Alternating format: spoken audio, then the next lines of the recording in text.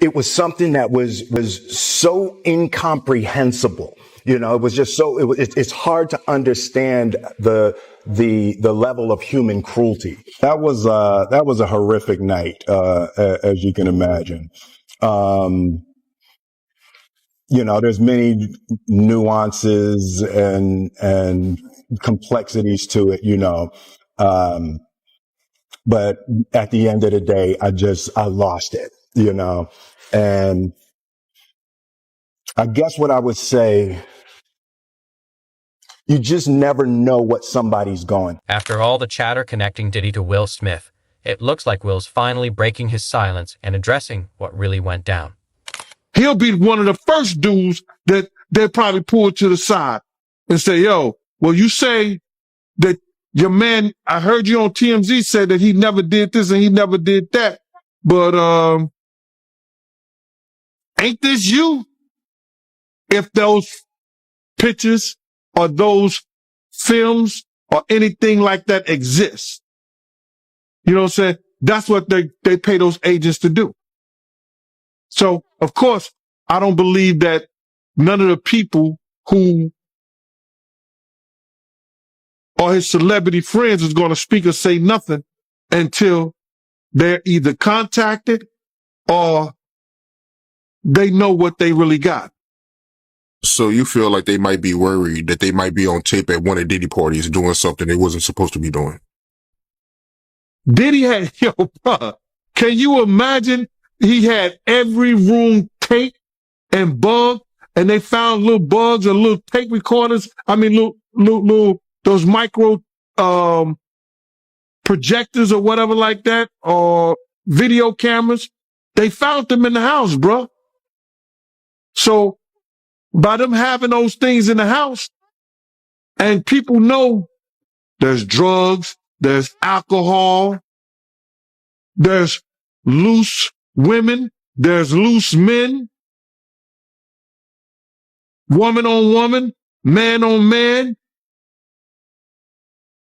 all kind of crazy shit. Bruh. They just wondering who or when they're going to let this stuff be known. But not only celebrities, I don't think it's only celebrities going to be shook. He had politicians in there. He had princes in there. He also had a couple of preachers in there.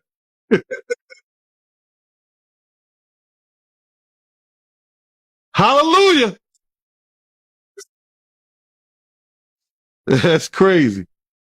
You personally, you think they got tapes?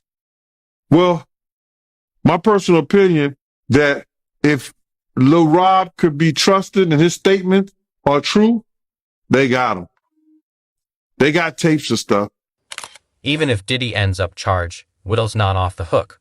Word is, he held on to tapes, possibly as leverage against others. Peter Pinkett and Will Smith, you told me before that you was at a party before that they attended and you said the party was weird. Tell me about that. Okay, this is Boxer. His name's Twan. He's from our neighborhood. He was married to Tanisha Arnold. So the broad played Pam on Martin Lawrence. We went to the party with her. I mean, it was matter of fact, it was a set it off party. Jada Pickett, Vivica Fox, all of them was there. You know what I'm saying? It was just, seemed like Puff and Tupac was like a couple, seemed like to me. It was just a lot of weird shit going on, you know what I'm saying? The vibes ain't there. I guess that's what Tupac was talking about, the Illuminati and shit. It's like Vivica Fox was with this big gay man. He was 6'9". They called him, his name 6'9". He had the red hair with a big old booty and shit. Nobody was gay, and I'm like, what the fuck is going on here? It's just a lot of weird shit, dude. You know what I'm saying? That shit, it ain't right. You know what I'm saying? I guess that's what Tupac, I guess he wanted to get up out of the Illuminati or something. But I seen it the other, matter of fact, MC Lyte pulled off with Tanisha Arnold. You know what I'm saying? In her brand new 560, black one. Yeah, that shit weird, dude. Yeah, that's some weird ass shit going on, you know? Yeah. And what was Tupac doing at the party, yo? Him and Puff was there together. They was there, you know what I'm saying? Party was weirdoed out. Yeah, and it was Jada Pickett. Well, You saying the whole party was weird. What did you see at the party that made it weird? I mean, I'm confused. I guess it was the Illuminati. It's just weird. I know I wouldn't want to be part of no shit like that. You know what I'm saying? You know, I'm from the old school, dude, and that shit wasn't really tolerated with my generation. You know what I'm saying? Yeah, hate crime, yes, but it's more tolerated these days and nothing like that. It's more, you know what I'm saying, more open now, you know what I'm saying? But back then it was kind of fishy, you know what I'm saying? Still kind of fishy, you know, but it's more, you know, out there now. The incident y'all had with Warren G and Kid Frost. Tell me about that, my man. Okay, Kid Frost had gave a party at the House of Blues. One of our big homeboys wanted to go with us, you know what I'm saying? So he went with us and we said, ooh, you young niggas have fun. So one of Kid Frost's homies still on my big homie. This isn't just smoke and mirrors. Multiple sources have come forward claiming they've seen Diddy and Will together firsthand, adding fuel to the fire. It was a big breakup for us. We were actually looking towards separating and divorcing. And we separated. The world just didn't know. Then we had a reconciliation. And then 2016 came and we had the ultimate break. But the world didn't know. Mm-hmm. And I think that that's where some of the misconception about having an open marriage came into play, because we were living lives as single people, and the world didn't know. Over the span of 12 years of just trying to figure out this thing called love and marriage between Will and I, it's been a trip. And I think that even with that entanglement piece, which I talk about extensively in the book, how I played a part in the misconception of that narrative of allowing myself to be portrayed as an adulteress, allowing myself to be portrayed as someone that had betrayed Will, and that wasn't the case. We broke up in 2016. He went on to live a life as a single man. I went on to live a life as a single woman. And then when we had the talk at the red table, I was going to go to the red table by myself to talk about the entanglement. But Will decided he wanted to come with me. And we were going to then tell the world, hey, we haven't been together. And this happened during that time. Well, when we got to the table, Will wasn't ready. He wasn't ready. He wasn't ready for the world to take this heat. Because guess what? The heat is coming either way. Whether when we decide to get divorced, when we decide to separate, whatever. This is my practice run. Strip it down. Let it go, Jada. And then let's see what's left. I didn't have to put that particular show out, but I had already gotten myself so ready for that journey for myself. And to me, that was moving closer to my freedom than holding back and creating a narrative that I felt like was just going to entrap me more. And as difficult as it's been, because the irony is I spent so much of our relationship having this open communication between he and I, creating this beautiful friendship of authenticity and honesty. And so to be labeled as someone who had cheated on him was devastating. But it also put me in a position where I had to learn how to let go of what anybody thought about me and really be 10 toes down on understanding who I am and being able to walk in that. You know, it's kind of like that is the walk when they talk about walking on hot coals. It's like creating that level of when we talk about that inner world work and creating that like strong foundation within yourself of knowing exactly who you are, no matter what other people think about you. I mean, I've gotten that to a certain degree. And so that was a very challenging moment. And I talk about it in the book because I feel like so many people are challenged in that way of like, how can I just walk in this world and be okay with myself no matter what? And I talk about the journey, you know, really extensively in the book. But there have been so many misconceptions about my relationship with Will. But I think that everybody suffers misconceptions. Once again, whether you're head of that PTA and your husband's that doctor and you're the lawyer, you know what I mean? And you're like the creme de la creme of your friend group or, you know, of your community. And so everybody's expecting you to have a certain kind of marriage. And marriage is a journey, you know, and it's a journey towards learning how to love yourself and learning how to love your partner.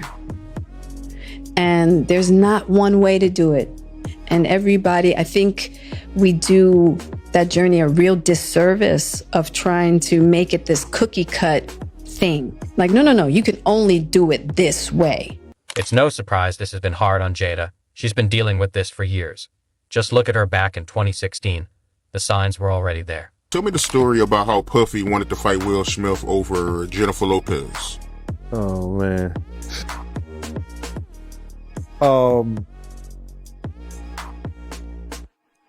We were at a birthday party that I think either Matt Damon was giving for Ben Affleck. It was just a little gathering. It was at the Four Seasons. Will Smith and his sister and her husband, we were all sitting on this side of the room.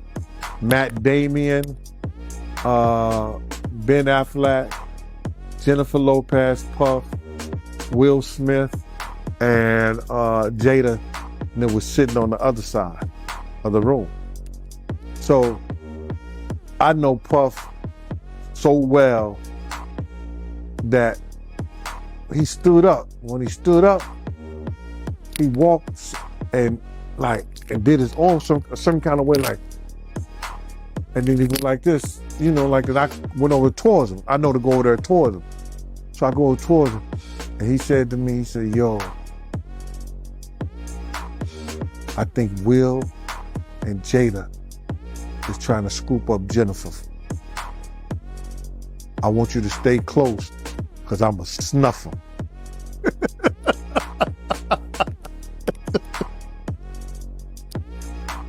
I said to myself, Will Smith gonna beat the shit out you. Now, Puff could scrap now, but I don't think he could beat Will Smith. He said that shit. So I didn't go back over there where Will Smith's sister and her husband was.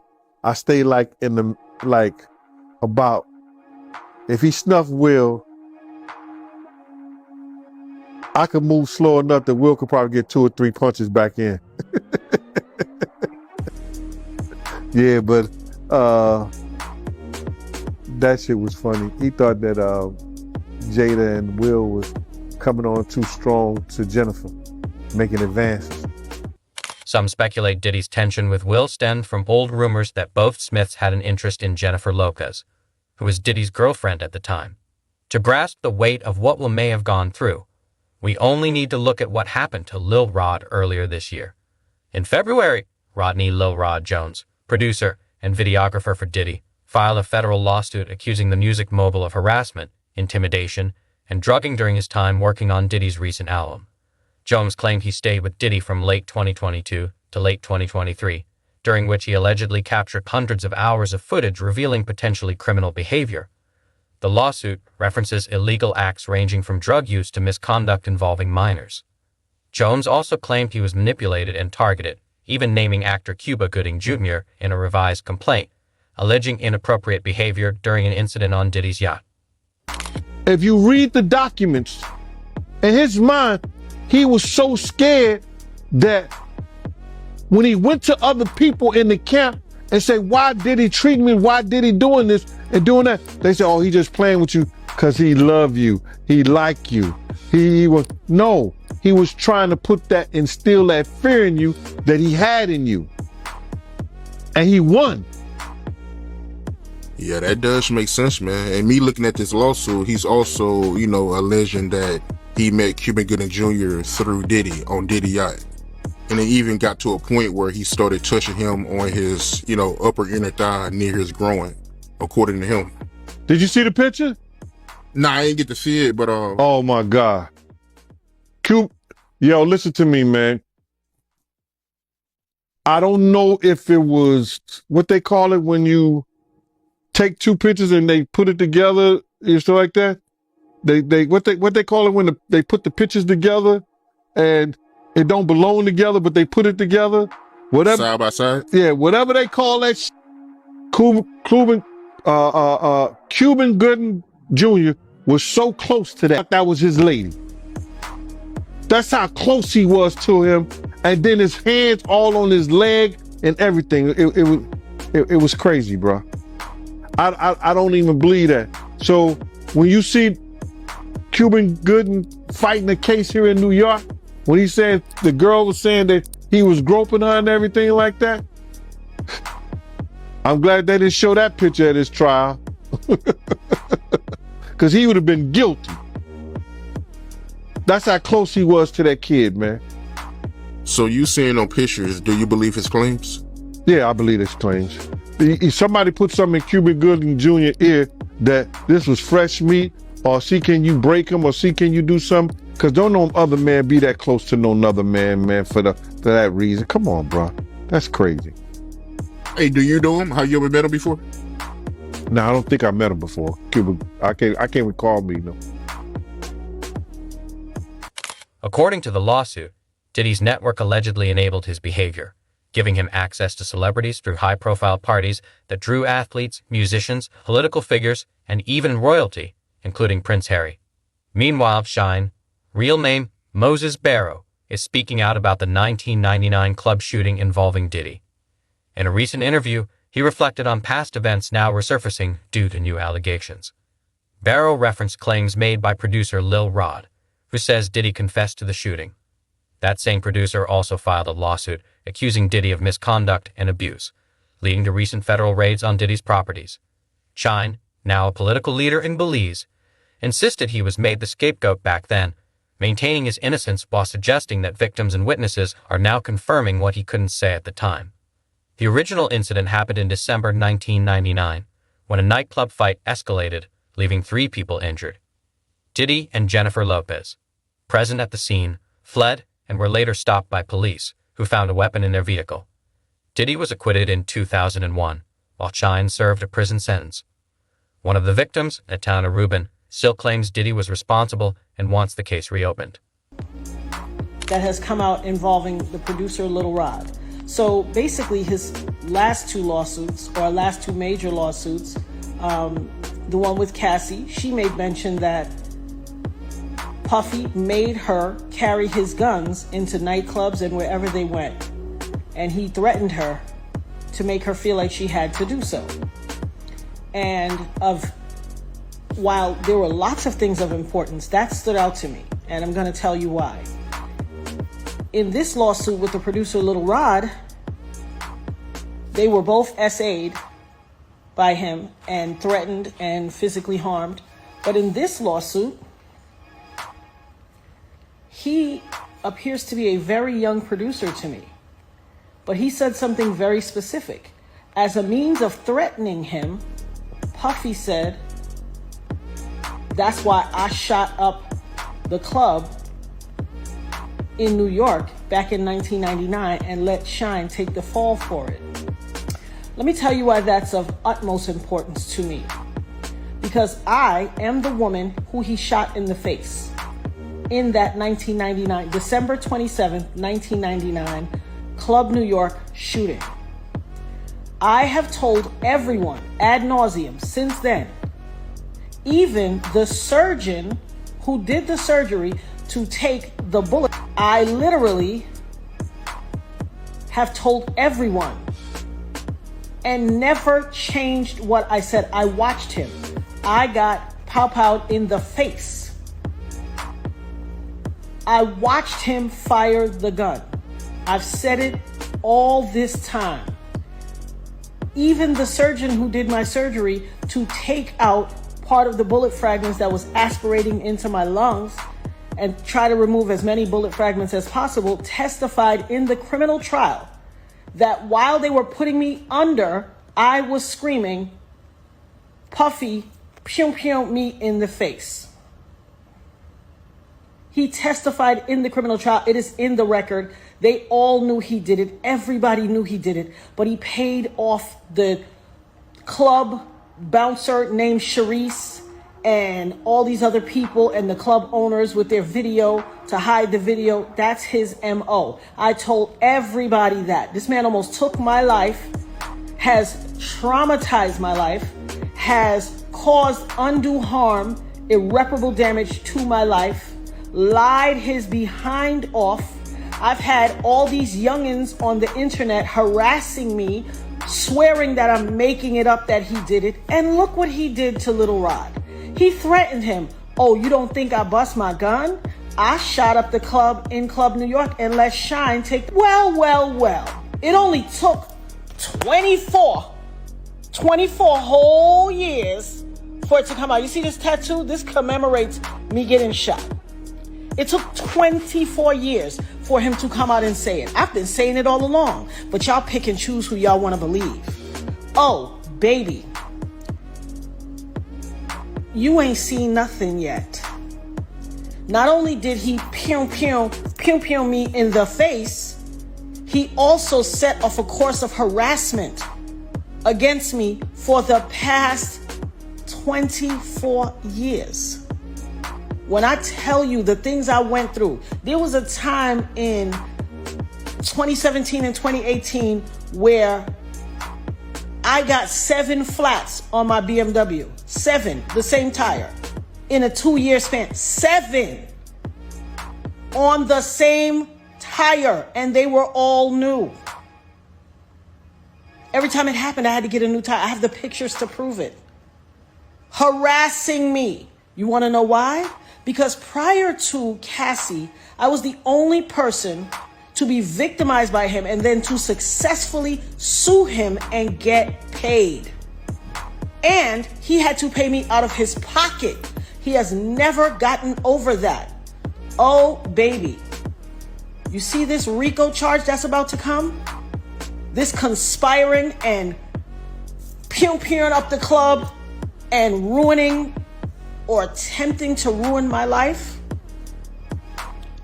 As God as my witness, I will not stop until you suffer every single iota of... I had some youngins on the internet that ain't even old enough, that weren't even alive when it happened, arguing me down, cussing me out, calling me everything but a child of God. Go check Instagram, it's there. Harassing my life. Harassing me. Oh, you lying. He ain't do that to you. You just want clout. You just chasing clout. What is that to chase clout about? How is that clout chase worthy? It doesn't even make sense. Well, I guess it will make sense in this new generation. But you better believe I will have my say. I will have my say. Hashtag having my say. Hashtag the dopest nerd ever. Hashtag Eb Talks. Y'all ain't seen or heard nothing yet. I see. How you feel about the victim of the club shooting? I gotta ask you about this, man. How you feel about her coming out now saying that, Diddy, he shot her and not Shine? How you feel about that? Well, the way I feel about that, the case is closed, bro. It can't be no double jeopardy. It can't be no retrial, because they already had a trial and a man was convicted for her injuries. A man already did time for her injuries. You understand? If they would have to go back and see that if there was ballistic tests done on Jennifer Lopez, on Puffy, God bless the dead, on Wolf, did they do ballistic tests? And then see if they did ballistic tests and Puff had gunpowder on him, you understand? Why didn't the police go through with charging him? Why didn't the police charge him? She can say that now, and she said that I don't take nothing from the victim. I don't take nothing from the victim. But her lawyer should have advocated. I know Puff and Shynem, they had the same charges. But like I said before, and like Sean said also, Sean said this also because it's true. Puff had witnesses that come in to testify against Sean. Now, and the case is over with. It's been what? Well, how many years it's been? 15, 20 years? 15, 17, 15. Sean went to jail for 10 years. It was in 99, right? So. About 23 years, huh? Or 20-something years. Ain't nothing they can do about that, bro. They can't reopen that shit and charge him. Yeah, I mean, she did say that she, willing to lose an eye for authorities can, remove the bullet fragment from her eye for they can use it as evidence against Diddy. So, I mean, she did say that. Bruh, I find that shit to be hilarious. How much money would you give for your eye? How much money would you give for your eye? They didn't even say Puff had a gun. They didn't even find. Sean got caught with a gun coming out the club. They didn't catch Puff with a gun on him. They caught a gun in the car. There were 4 people in that car. 1 person is dead. What do you think the lawyer is going to say? It was his. It was the bodyguard. It was the security. It wasn't Mr. Combs. You understand what I'm saying? So, she willing to lose an eye? And what is the fragment is come from Sean's bullet. Because what happened was, bruh, they shot in the air and things ricocheted and hit. These new reports, right? How you feel about them saying that, Jennifer Lopez, she was carrying the gun in her purse? My man, you can't make me believe that. I've been around Ms. Lopez plenty of times. And even though they say Jenny from the block, she didn't rock like that, bro. For real, for real. I've been around Ms. Lopez a few times. More than a few times. You understand what I'm saying? She did not rock like that. She don't get down like that, bro. Not at all. She wouldn't be carrying no gun for no Puffy. Not at all. I know that. Yo, I would bet anything on that one, bro. That's right there. That's some internet bullshit. So with that being said, right, how exactly did Diddy do Sean wrong when it comes to the case? If you don't mind me asking, break that down. Well, I believe Diddy did Sean wrong because he told security at the time, and the head of security of his everyday operation was Paul Offler. If y'all know somebody who was there at the club that witnessed the shooting, go find them. People was found by security. And there's no shortage of online accounts about that shooting, especially with Jane Deal dropping some jaw-dropping revelations as usual. Next Voice 8. And that's a wrap for today, folks. Thanks for tuning in. Be sure to like, subscribe, and stay tuned for more updates. See you next time.